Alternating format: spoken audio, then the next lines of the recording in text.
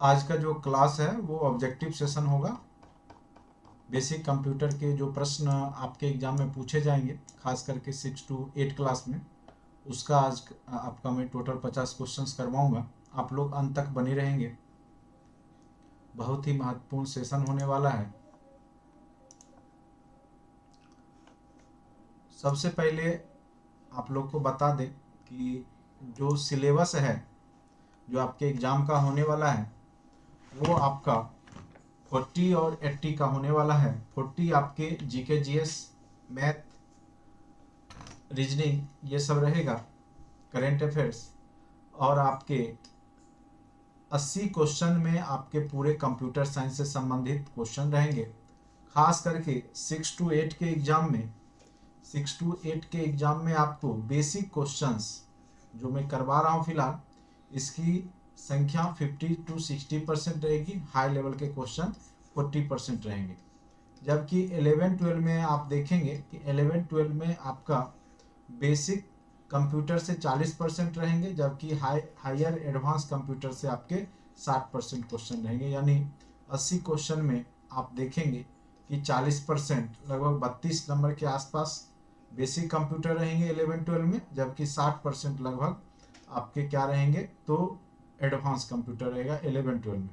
लेकिन 6 to 8 में 60% question basic computer के रहेंगे और 40% क्वेश्चन एडवांस कंप्यूटर के रहेंगे। और 40 नंबर में आपको पता ही है कि क्या सिलेबस होने वाला है। ठीक है, चलिए सबसे पहले क्वेश्चन नंबर 1 पे आते हैं ऑब्जेक्टिव क्वेश्चंस के तहत।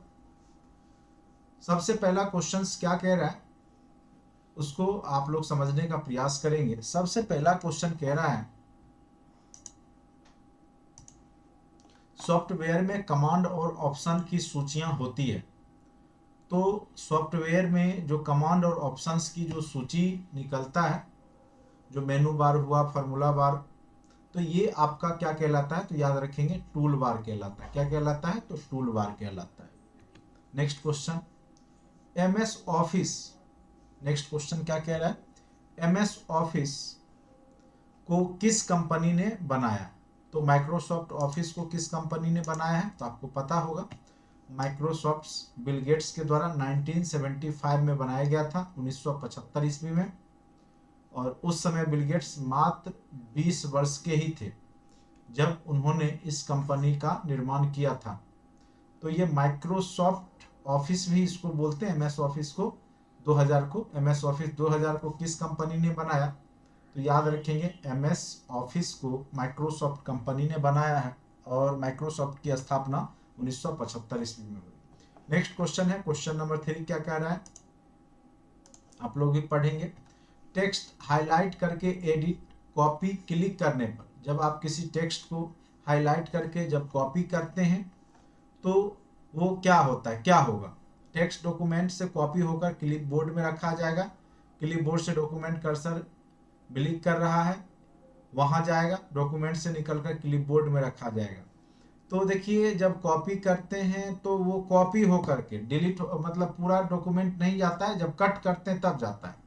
तो टेक्स्ट डॉक्यूमेंट से कॉपी होकर के जब आप कॉपी करते हैं एडिट में जाके, तो वो कॉपी होकर के क्लिप बोर्ड में रखा जाता है। ठीक है, डॉक्यूमेंट से निकल के नहीं जाएगा बल्कि कॉपी होकर के जाएगा। तो टेक्स्ट डॉक्यूमेंट से कॉपी होकर के, तो एक एक शब्द पे ध्यान से ऑप्शन पढ़ करके जवाब देंगे, तब जा करके आप, हाँ कट में रहेगा तो डॉक्यूमेंट से निकल करके सीधे क्लिप बोर्ड में जाएगा, जबकि यहाँ पर क्या है कॉपी है, इसलिए कॉपी होकर के जाएगा। तो ऑप्शन नंबर ए आपका सही जवाब है। नेक्स्ट क्वेश्चन है, एप्लीकेशन से कॉपी किया गया डाटा में स्टोर किया जाता है। ठीक है, जो आप एप्लीकेशन में डाटा को कॉपी करते हैं वो कहाँ पे जाके स्टोर होता है, जैसे आप राइट क्लिक करके करते हैं ना, तो वो कॉपी जो होता है वो आपका कहाँ पे हो जाता है, तो वो आपका क्लिप बोर्ड में चला जाता है। कहाँ चला जाता है, क्लिप बोर्ड में चला जाता है। तो ये क्वेश्चंस बार बार आ रहा है, ये क्वेश्चंस आपके एग्जाम के लिए महत्वपूर्ण है। ठीक है, क्लिप बोर्ड में चला जाता है। एप्लीकेशन से जब आप कोई भी डेटा को कॉपी करते हैं राइट क्लिक करके या जैसे भी कंट्रोल सी से, तो वो आपका क्लिप बोर्ड में चला जाता है। ठीक है, तो एग्जैक्ट आंसर क्या हो जाएगा 4 का, ऑप्शन नंबर डी हो जाएगा। ठीक है, नेक्स्ट क्वेश्चन पे आते हैं। नेक्स्ट क्वेश्चन क्या कह रहा है, माइक्रोसॉफ्ट कंपनी के संस्थापक कौन है। अब देखिए माइक्रोसॉफ्ट कंपनी जब शुरुआत में बनाया गया था तो वहां पे दो को फाउंडर थे, दोनों ने मिलके ही कंपनी का निर्माण किया था 1975 में। ठीक है, एक का तो नाम आप लोग को पता ही है, बिल गेट्स, लेकिन उसके साथ में पॉल एलन भी थे। वो 22 वर्ष के थे, जबकि बिल गेट्स मात्र 20 वर्ष के ही थे जब उन्होंने 1975 में माइक्रोसॉफ्ट की स्थापना किया था। तो यहाँ पर इसका आंसर दोनों हो जाएगा। ठीक है, तो जो माइक्रोसॉफ्ट कंपनी के संस्थापक हैं वो दोनों हैं। आगे चल करके शेयर जो है पूरा बिल गेट्स ने खरीद लिया था। तो पॉल एलन और बिल गेट्स दोनों ने मिल करके, तो इसका आंसर हो जाएगा उपयुक्त दोनों। ठीक है, नेक्स्ट क्वेश्चन पे आते हैं। प्रिंट के लिए कौन सा मेनू सेलेक्ट किया जाता है? जब भी आप प्रिंट करते हैं कोई फाइल में, तो कोई भी डॉक्यूमेंट को, तो सबसे पहले फाइल में जाते हैं, तो फाइल में ही आपको प्रिंट का ऑप्शन रहता है। ठीक है, प्रिंट का ऑप्शन कहाँ रहता है आपका? फाइल में रहता है। जब भी आप MS ऑफिस या कहीं पे खोलेंगे तो जो प्रिंट करने का ऑप्शन आपको दिखेगा वो फाइल में ही दिखता है। तो इसका एग्जैक्ट आंसर क्या हो गया? 6 का C। ठीक है, नेक्स्ट क्वेश्चन पे आते हैं।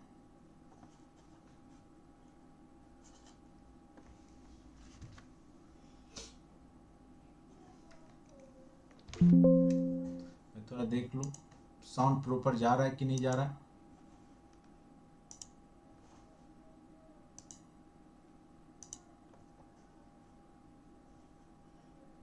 साउंड प्रॉपर जा रहा है?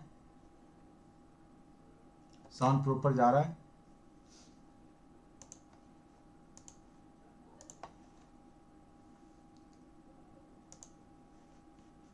चलिए, 6 नंबर क्वेश्चन तक हो गया है। क्वेश्चन नंबर 7 पे आते हैं। क्वेश्चन नंबर 7 क्या कर रहा है, इसको जानेंगे। क्वेश्चन नंबर 7 क्या कह रहा है? प्रयोक्ता दस्तावेज को जो नाम देता है उसे कहते हैं। ठीक है, तो जो भी कोई भी प्रयोग करता है या जो एप्लीकेंट है वो किसी भी दस्तावेज को नाम देता है तो वो फाइल नेम ही कहलाता है। इसका एग्जैक्ट आंसर हो जाएगा 7 का A। फाइल नेम क्या कहलाता है?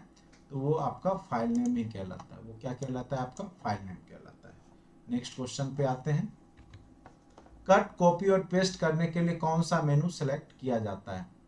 तो याद रखिएगा, जहाँ पे कट, कॉपी, पेस्ट जो होता है वो कौन सा मेन्यू में आता है, तो उसको हम लोग एडिट मेन्यू कहते हैं। क्या कहते हैं? तो एडिट मेन्यू में कट, कॉपी, पेस्ट रहता है। तो ये याद रखेंगे, उसका जो मेन्यू कहलाता है वो क्या कहलाता है? तो एडिट कहलाता है। क्या कहलाता है? तो एडिट कहलाता है। Next question. लॉजिकल मेमोरी को समान आकार के ब्लॉकों में, लॉजिकल मेमोरी को समान आकार के ब्लॉकों में विभाजित करने को क्या कहते हैं? तो उसको पेजिंग कहा जाता है। जब लॉजिकल मेमोरी को समान आकार में डिवाइड किया जाता है, ठीक है, डाटा को, तो विभिन्न ब्लॉक में डाटा को सेव किया जाता है। यानी लॉजिकल मेमोरी को जो विभिन्न समान आकार के ब्लॉक में डिवाइड किया जाता है वो पेजिंग या पेज कहते हैं। उसको क्या कहते हैं? पेज। ठीक है, याद रखेंगे। नेक्स्ट क्वेश्चन पे आते हैं।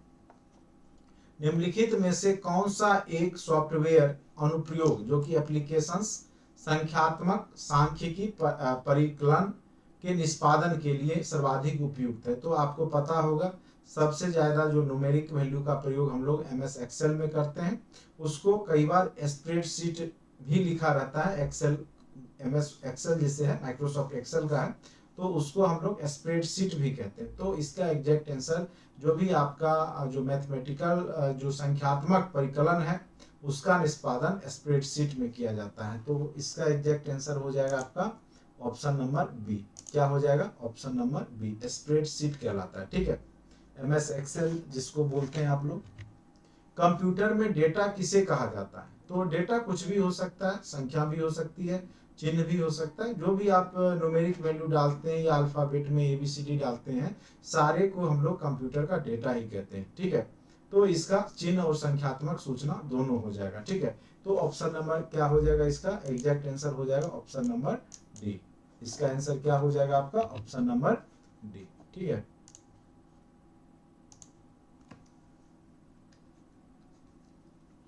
चलिए नेक्स्ट क्वेश्चन पे आते हैं। कंप्यूटर में सूचना किसे कहा जाता है?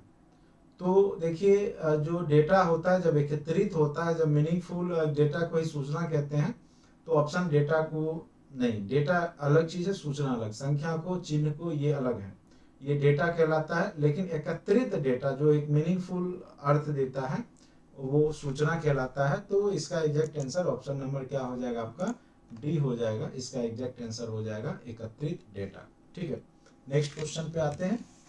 निम्न में से कौन सीपीयू का भाग है?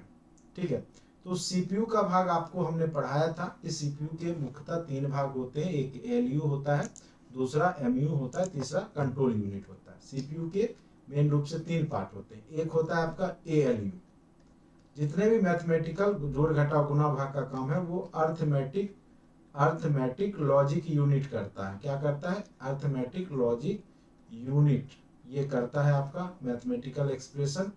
दूसरा होता है एमयू, एमयू फॉर होता है मेमोरी यूनिट। मेमोरी भी कई प्रकार के होते हैं, जैसे primary memory, secondary memory, memory unit. और तीसरा होता है आपका सीयू यानी कंट्रोल यूनिट। क्या होता है? Control unit. तो यहाँ पर मेन रूप से 3 पार्ट होते हैं। तो इसमें से कौन सीपीयू का भाग है? कीबोर्ड है सीपीयू का? नहीं है। प्रिंटर है? नहीं है। टेप है? नहीं है। लेकिन एएलयू है, अर्थमेटिक लॉजिक यूनिट है। इसका एग्जैक्ट आंसर क्या हो जाएगा? Option number D. ठीक है, जो लोग अभी तक कोर्स से नहीं जुड़े हैं, जुड़ना चाहते हैं तो निश्चित रूप से जुड़ सकते हैं। बहुत ही मिनिमम कॉस्ट में आपको कंप्लीट कोर्स कराया जा रहा है। कोर्स से जुड़ने के लिए 9262684721 पर संपर्क कर सकते हैं। बहुत ही मिनिमम कॉस्ट में आपको पूरा basic computer, advance computer, GK GS जितने भी सिलेबस के कोर्स हैं सारा आपको करवाया जा रहा है। इसीलिए आप लोग निश्चित रूप से थ्योरी, ऑब्जेक्टिव सेशन पूरा कंप्लीट रूप से आपको लिया जा रहा है। तो निश्चित रूप से कोर्स से जुड़ सकते हैं। अभी मात्र इसका कॉस्ट 799 है। ठीक है, जो कि आपको पूरा सिलेबस, कहीं इसके अलावा आपको अलग पढ़ने की आवश्यकता नहीं। ठीक है, चलिए ईडीपी क्या होता है? तो ईडीपी होता है इलेक्ट्रॉनिक डेटा प्रोसेसिंग। ईडीपी क्या होता है? तो ये होता है इलेक्ट्रॉनिक डेटा प्रोसेसिंग। ईडीपी कई बार एब्रिविएशन में पूछ सकता है, फुल फॉर्म में क्या होगा? ईडीपी फॉर होता है इलेक्ट्रॉनिक डेटा प्रोसेसिंग।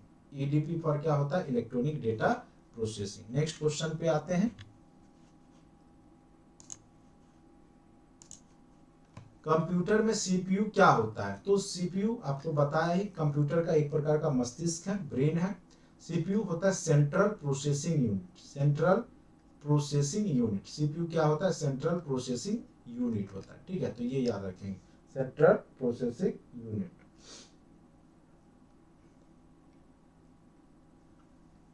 तो ऑप्शन कौन सा हो जाएगा यहाँ पे? ऑप्शन नंबर सी हो जाएगा, central processing unit. Next question पे आते हैं। कंप्यूटर की जो बुनियादी संरचना है, बेसिक आर्किटेक्चर का विकास किसने किया था? ठीक है, तो कंप्यूटर का जो आर्किटेक्चर है उसका विकास वॉन न्यूमैन ने किया था, जॉन वॉन न्यूमैन। तो इसका एग्जैक्ट आंसर हो जाएगा आपका ऑप्शन नंबर ए। ठीक है, जॉन वॉन न्यूमैन ने किया था।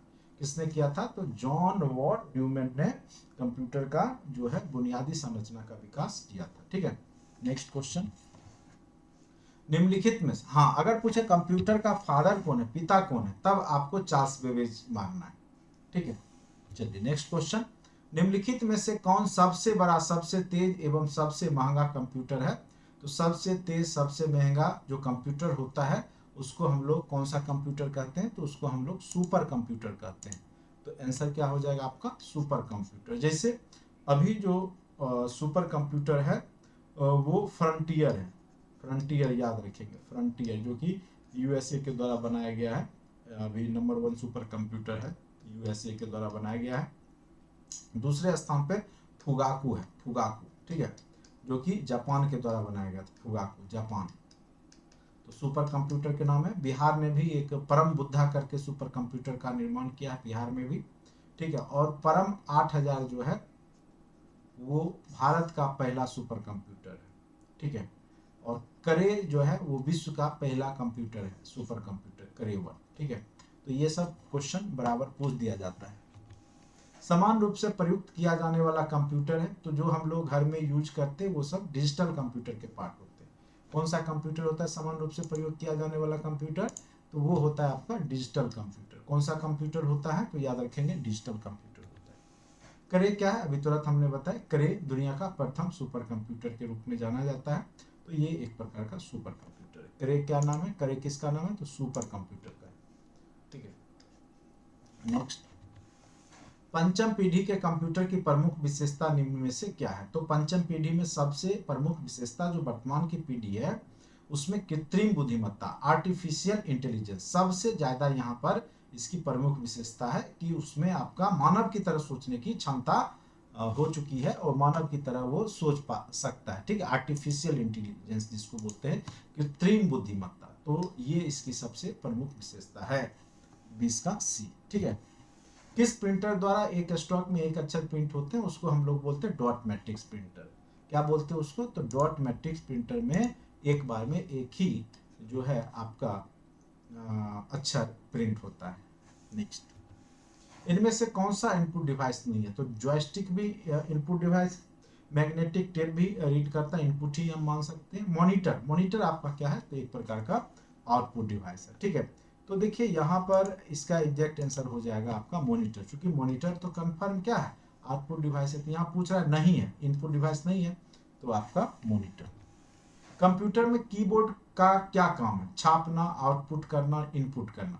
तो किसका काम है, छापना तो प्रिंटर का काम है, कीबोर्ड का काम क्या होता है, इनपुट करना। तो ऑप्शन नंबर क्या हो जाएगा इसका, सी इज राइट आंसर। तो बेसिक जितने भी प्रश्न हैं उसको आप लोग सेट के माध्यम से प्रैक्टिस करते रहिए, वहां गलत नहीं होना चाहिए। कीबोर्ड किस प्रकार का डिवाइस है, तो याद रखिएगा कीबोर्ड जो है आपका इनपुट डिवाइस है। कीबोर्ड किस प्रकार का डिवाइस है, इनपुट डिवाइस। ठीक है, थ्योरी हमने अच्छे से आपको पढ़ा रखा है और अभी बहुत सारे चैप्टर बचे हुए हैं। एडवांस कंप्यूटर भी आपको पढ़ाया जा रहा है, तो पूरा सिलेबस आपको अच्छे से, साथ साथ जीके जीएस के भी जितने भी टॉपिक हैं, मैथ, रीजनिंग और हिस्ट्री, ज्योग्राफी, पॉलिटी जो 40 नंबर में आएगा उसके भी पूरे सिलेबस आपको करवाए जा रहे हैं। ठीक है, तो निश्चित रूप से आप कोर्स से जुड़े, फायदा कारक होगा आपका ये कोर्स। कंप्यूटर कीबोर्ड में फंक्शन एफ प्रयोग करने वाले फंक्शंस बटनों की संख्या कितनी होती है, तो याद रखिएगा फंक्शंस जो बटन होते हैं उनकी संख्या 12 होती है। कंप्यूटर में जो फंक्शंस बटन होते हैं उनकी संख्या कितनी होती है, तो 12 होती है। ठीक है, चलिए नेक्स्ट क्वेश्चन पे आते हैं। कंप्यूटर के किस भाग में डेटा प्रोग्राम रखे जाते हैं उसे क्या कहा जाता है। ठीक है, तो कंप्यूटर के जिस भाग में डेटा और प्रोग्राम रखे जाते हैं उसको क्या कहा जाएगा, जहां पे डाटा प्रोग्राम रखा जाएगा उसको क्या कहेंगे, मेमोरी कहेंगे। उसको क्या कहेंगे, तो उसको मेमोरी कहा जाता है। क्या कहेंगे, तो मेमोरी कहते हैं। ठीक है, तो इसका एग्जैक्ट आंसर हो जाएगा मेमोरी। कंप्यूटर की मुख्य मेमोरी क्या होती है, तो जो आपका इंटरनल मेमोरी होता है वही इसका मुख्य मेमोरी होता है, या प्राइमरी मेमोरी बोलते हैं। भीतरी लिखा हुआ है तो इंटरनल, इंटरनल मेमोरी को ही यहाँ पे हिंदी में भीतरी कर दिया है। तो इंटरनल मेमोरी जो मेन मेमोरी होता है, ठीक है, कंप्यूटर का जो मुख्य मेमोरी होता है वो इंटरनल मेमोरी ही रहता है। नेक्स्ट क्वेश्चन, फ्लॉपी डिस्क किस प्रकार की मेमोरी से संबंध रखता है, तो फ्लॉपी डिस्क एक्सटर्नल है। फ्लॉपी डिस्क किस प्रकार का है, तो याद रखेंगे फ्लॉपी डिस्क जो है वो आपका एक्सटर्नल मेमोरी के अंतर्गत आता है फ्लॉपी डिस्क। ठीक है, अभी वर्तमान में उसका यूज उतना नहीं हो रहा है। निम्नलिखित में से कौन सा सत्य है, CD ROM drive expansion slots में लगाए जाते हैं, फ्लैश में प्रोग्राम अस्थायी होते हैं, रोम में प्रोग्राम अस्थायी होते हैं। तो देखिए रोम में प्रोग्राम क्या होता है, अस्थायी होता है, उसका नाम ही है रीड ओनली मेमोरी। रोम को क्या कहते हैं हम लोग, रोम का फुल फॉर्म ही होता है read only memory, read only memory. तो ये एक प्रकार से क्या है, अस्थायी होता है प्रोग्राम इसमें। ठीक है, क्योंकि ये डिलीट नहीं होता है, तो read only memory. Random access memory निम्नलिखित में से किसे कहा जाता है, तो नाम ही लिखा हुआ है रैम। रैम को क्या कहा जाता है, आपका रैंडम एक्सेस मेमोरी। रैम का फुल फॉर्म ही होता है रैंडम एक्सेस मेमोरी, यानी ये एक प्रकार का क्या है, वोलाटाइल मेमोरी, वोलाटाइल मेमोरी है, वोलाटाइल मेमोरी है। याद रखिएगा, अगर पूछेगा रैम किस प्रकार का मेमोरी है तो वो एक वोलाटाइल मेमोरी है। ठीक है, याद रखिएगा। तो इसका एग्जैक्ट आंसर हो गया आपका option number A. Next question पे आते हैं 31। कंप्यूटर में सीडी को रन कराने के लिए किसका प्रयोग करना पड़ता है, तो कंप्यूटर में सीडी को रन कराने के लिए उसमें एक सीडी ड्राइव होता है। ठीक है, सीडी ड्राइव उसमें लगा होता है जिसमें कि आपका सीडी चलता है। तो इसका एग्जैक्ट आंसर हो जाएगा 31 का क्या हो जाएगा, तो ऑप्शन नंबर बी। 31 का आंसर क्या हो जाएगा आपका ऑप्शन नंबर बी। ठीक है, सूचनाएं एक यूनिट से दूसरे यूनिट तक ले जाने व उन्हें वापस लाने का काम कौन करता है? तो ये काम जो किया जाता है वो कंट्रोल बस के द्वारा किया जाता है। किसके द्वारा किया जाता है? तो कंट्रोल बस के द्वारा सूचनाओं को लाने ले जाने का कार्य किया जाता है। ठीक है,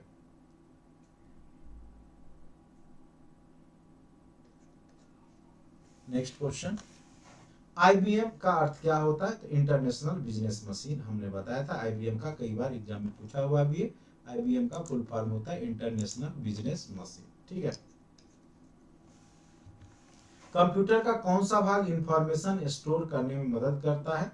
तो जितने भी इंफॉर्मेशंस होते हैं वो हार्ड डिस्क या डिस्क ड्राइव में ही लोड होता है। मॉनिटर, प्रिंटर तो ये आउटपुट है, कीबोर्ड इनपुट डिवाइस है। तो मेमोरी वाला स्टोर करने का काम डिस्क ड्राइव करता है। तो इसका एग्जैक्ट आंसर क्या हो जाएगा? आपका ऑप्शन नंबर ए हो जाएगा। ठीक है, 34 का आंसर क्या हो जाएगा? Disk drive. कंप्यूटर में डिस्क कहाँ डाली जाती है? मॉडल में, हार्ड ड्राइव में। तो जो भी डिस्क है वो आपका हार्ड ड्राइव में ही रहता है। डिस्क कहाँ पे डाले जाते हैं? तो याद रखेंगे हार्ड ड्राइव में।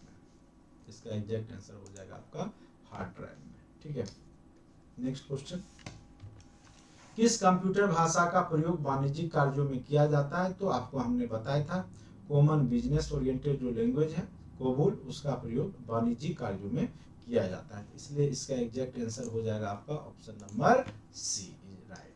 ठीक है, अंग्रेजी भाषा के समान उच्च स्तरीय कंप्यूटर भाषा क्या है? इंग्लिश लाइक लैंग्वेज, जिसे सी प्लस प्लस क्या है? इंग्लिश लाइक लैंग्वेज है। ठीक है, तो सी प्लस प्लस, इसका एग्जैक्ट आंसर क्या हो जाएगा आपका? C plus plus. किस भाषा में सर्वाधिक उपयुक्त डॉक्यूमेंटेशन संभव है? तो याद रखिएगा सर्वाधिक उपयुक्त जो डॉक्यूमेंटेशन में जो उपयोग होता है, ठीक है, वो कोबोल।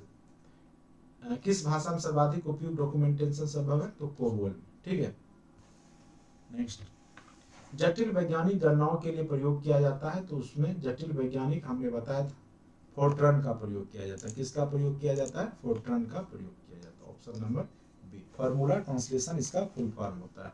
फोर्ट्रन का फुल फॉर्म क्या होता है? Formula translation. चलिए उसके बाद नेक्स्ट क्वेश्चन पे आते हैं। बेसिक भाषा का प्रयोग निम्न में से किस कार्य के लिए किया जाता है? तो इसका प्रयोग जो है सरल भाषा को, प्रारंभ में सरल भाषा को सिखाने हेतु तो इसका प्रयोग बेसिक का किया जाता है। ठीक है, बेसिक का प्रयोग खास करके बच्चों को सिखाने के लिए ये प्रयोग किया जाता है, बेसिक कंप्यूटर लैंग्वेज। इनमें से कौन सा यूनिट स्टोरेज मापने के उपयोग लाया जाता है? तो आपने पढ़ा होगा, एलबी के बारे में नहीं सुना होगा, एमजी फॉर तो मैग्नीशियम होता है। ठीक है, टीबी आपने सुना होगा कि ये आपका terabyte 1024 GB equal to 1 TB होता है। ठीक है, तो ये आप पता है कि ये स्टोरेज यूनिट का मापक है। बाद बाकी गीगाहर्ट्ज तो जान ही रहे आप, हर्ट्ज जो आवृत्ति का मापक है, एमजी ये तत्व एलिमेंट है, एलबी ये अलग चीज है। टीबी का ही प्रयोग हम लोग करते हैं, टेराबाइट। इसका टीबी पर होता है टेराबाइट। ठीक है, नेक्स्ट क्वेश्चन पे आते हैं 42। बाइनरी नंबर के अंतर्गत जिस संख्या विधि पर काम किया जाता है उसको हम लोग क्या कहते हैं? उसको बाइनरी नंबर ही कहते हैं। क्या कहते हैं? Binary number. 0-1 की भाषा, जो कि हमने आपको अच्छे से समझा रखा है थ्योरी में, किस प्रकार से हम लोग 0-1 की भाषा में कन्वर्ट करते हैं। ठीक है, उसके बाद बाइनरी नंबर प्रणाली में निम्नांकित में से कितने अंक होते हैं? तो बाइनरी नंबर सिस्टम में आपके कितने अंक होते हैं? तो याद रखिएगा 2। 0 और 1 की भाषा क्या कहलाती है?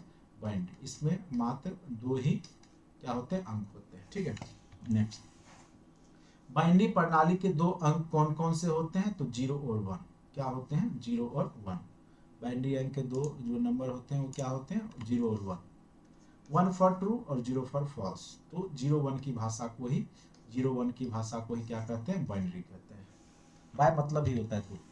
अक्षरों और चिन्हों को बाइटों में स्टोर करने की विधि को क्या कहते हैं? तो उसको हम लोग कोडिंग सिस्टम कहते हैं। क्या कहते हैं? बाइट में जो स्टोर किया जाता है अक्षर और चिन्हों को क्या कहते हैं उसको? तो याद रखेंगे उसको कोडिंग सिस्टम कहा जाता है। ठीक है, नेक्स्ट, कौन सा प्रोग्राम कंप्यूटर के विभिन्न भागों का नियंत्रण करता है, उपयोगकर्ता को कंप्यूटर के साथ इंटरेक्ट करने देता है? तो वो है आपका विभिन्न भागों को नियंत्रण और उपयोगकर्ता को कंप्यूटर से जो इंटरेक्ट करने के लिए जो प्रोवाइड इंटरफेस देता है वो आपका क्या कहलाता है, ऑपरेटिंग सिस्टम। जैसे आपका MS जो भी आप माइक्रोसॉफ्ट जो डालते हैं ऑपरेटिंग सिस्टम, ठीक है, विंडोज़ 10 ये सब जो है आपका ऑपरेटिंग सिस्टम हो गया, विंडोज़ 11, लिनक्स, यूनिक्स, ये सब ऑपरेटिंग सिस्टम। प्रोग्रामों का समूह जो आपकी कंप्यूटर सिस्टम के चलने को कंट्रोल करता है, सूचना प्रोसेस करता है, उसे कहते हैं, ठीक है, तो उसे ऑपरेटिंग सिस्टम कहते हैं। क्या क्या कहते हैं उसको, तो ऑपरेटिंग सिस्टम कहते हैं। तो इसका एग्जैक्ट आंसर हो जाएगा आपका ऑपरेटिंग सिस्टम।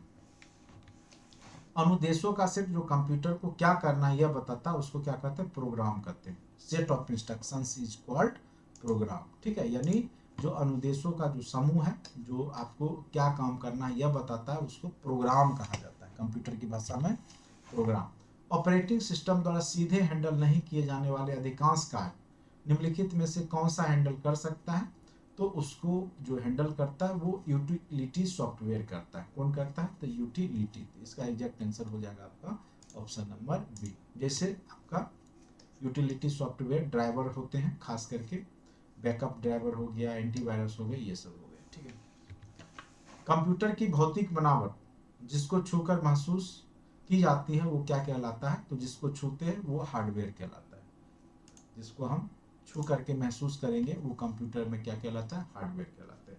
तो ये 50 क्वेश्चंस का सेट था और खास करके ये आपके 6 to 8 क्लास के लिए बहुत ही उपयोगी ऑब्जेक्टिव क्वेश्चंस हैं। इस तरह के प्रश्न आपके एग्जाम में पूछे जाएंगे, क्योंकि आपका जो क्लास का लेवल होगा वो बेसिक है, बच्चे को आपको पढ़ाना है, तो आपके प्रश्न भी उसी लेवल के लगभग होंगे। कुछ ही प्रश्न जो है 40% आपके एडवांस में रहेंगे, बाकी बेसिक पे आपको फोकस करना है, ठीक है। तो हमारे द्वारा ऑब्जेक्टिव सेशन भी लिए जा रहे हैं, साथ साथ आपके थ्योरेटिकल पार्ट्स भी कराए जा रहे हैं, एडवांस कंप्यूटर भी, और आपका जो फर्स्ट पोर्शन है जीके जीएस का वो भी करवाया जा रहा है। अगर आप कोर्स से जुड़ना चाहते हैं तो नीचे दिए गए नंबर पर संपर्क करें या फिर कंपटीशन हब ऐप डाउनलोड करें और वहां से आप जो है कोर्स को फिलहाल बाय कर ले। बहुत ही फायदा कारक आपको साबित होगा एग्जाम होने के बाद, ठीक है। आज के लिए इतना ही, धन्यवाद।